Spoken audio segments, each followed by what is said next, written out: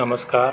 Varad furniture या YouTube चॅनलमध्ये मी राहुल सुतार आपल्या सर्वांचं स्वागत करतो.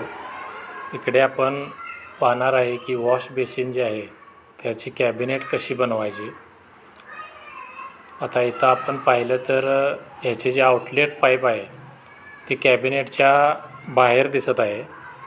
आता ती आउटलेट पाईप झाकण्यासाठी आपण इकडे एक बॉक्स बनवलेला आहे आणि त्या बॉक्सला ड्रिल करून ती पाईप त्याच्यामधून पास केलेली आहे. तर हे कॅबिनेट आपण बनवलेलं आहे ते आपण बघू शकता. बेसिनची जी ग्रॅनाईट आहे त्या ग्रॅनाईटला आपण कवर केलेलं आहे.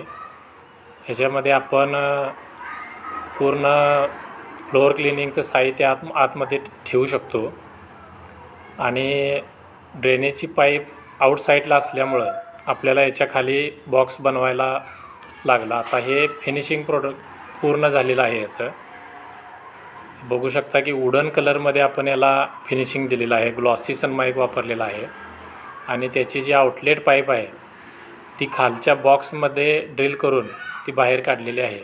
आपल्याही घरी जर अशा पद्धतीचे बेसिन बनवायचं असेल तर वरद फर्निचरशी कॉन्टॅक्ट करा आणि आमचे नवनवीन व्हिडिओ पाहण्यासाठी आमच्या वरद फर्निचर चॅनेलला लाईक करा, सबस्क्राईब करा आणि कमेंट नक्की करा.